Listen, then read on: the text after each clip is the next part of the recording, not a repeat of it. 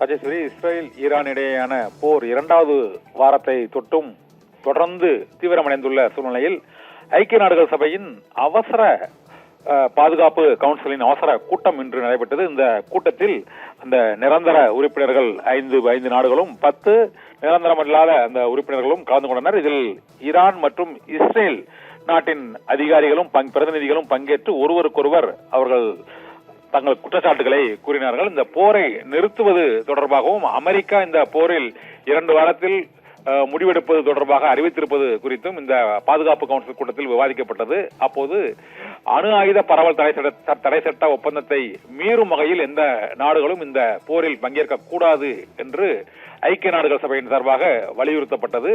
இருந்த போதிலும் ஈரான் மற்றும் இஸ்ரேல் நாட்டின் பிரதிநிதிகள் இந்த போர் தொடர்பாக இரு நாடுகளும் பல்வேறு போர் அமைதி ஒப்பந்தங்களை மீறி செயல்பட்டதாக ஒருவருக்கொருவர் மாறி மாறி குற்றச்சாட்டுகளை கூறினர். இருந்த போதிலும் ஐநா சபையின் இந்த அவசர பாதுகாப்பு கவுன்சிலின் கூட்டத்தில் போரை நிறுத்துவதற்கு இரு நாடுகளும் ஒப்புதல் தெரிவிக்க வேண்டும் என வலியுறுத்தப்பட்டது.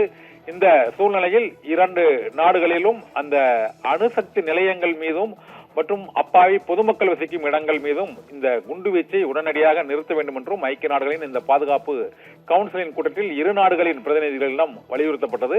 இருந்தபோதும் போரை நிறுத்துவது தொடர்பாக இந்த பாதுகாப்பு கவுன்சில் கூட்டத்தில் எந்த விதமான முடிவும் உடனடியாக எடுக்கப்படவில்லை. இது இந்த இஸ்ரேல் ஈரான் போர் தொடங்கிய பிறகு 2வது கூட்டமாகும். இந்த கூட்டத்தில் பங்கேற்ற அனைத்து அந்த பாதுகாப்பு கவுன்சிலின் உறுப்பினர்கள் மற்றும் நாடுகள் இஸ்ரேல் ஈரான் நாடுகளின் பிரதிநிதிகளிடம் இந்த போர் தொடர்பான பல்வேறு அம்சங்கள் தொடர்பாகவும் உடனடியாக போரை நிறுத்துவதற்கான அவசியம் குறித்தும் வலியுறுத்தப்பட்டது. இருந்த போதிலும் இந்த போர் நிறுத்தம் தொடர்பாக இஸ்ரேல் பிரதமர் பெஞ்சமின் நேத்தன்யாகு மற்றும் ஈரானின் சுப்ரீம் லீடர் அயதுல்லா காமேனி ஆகியோரிடமும் இந்த பாதுகாப்பு கவுன்சிலில் நிறைவேற்றப்பட்ட முடிவுகள் தொடர்பான அறிக்கைகள் அவர்களிடம் வழங்கப்படுகிறது. அதற்கு ஏற்ப அந்த இரு நாட்டு தலைவர்களும் உடனடியாக முடிவை எடுக்க வேண்டும் என்றும் ஐநா பாதுகாப்பு கவுன்சிலில் வலியுறுத்தப்பட்டிருக்கிறது. ராஜேஸ்வரி.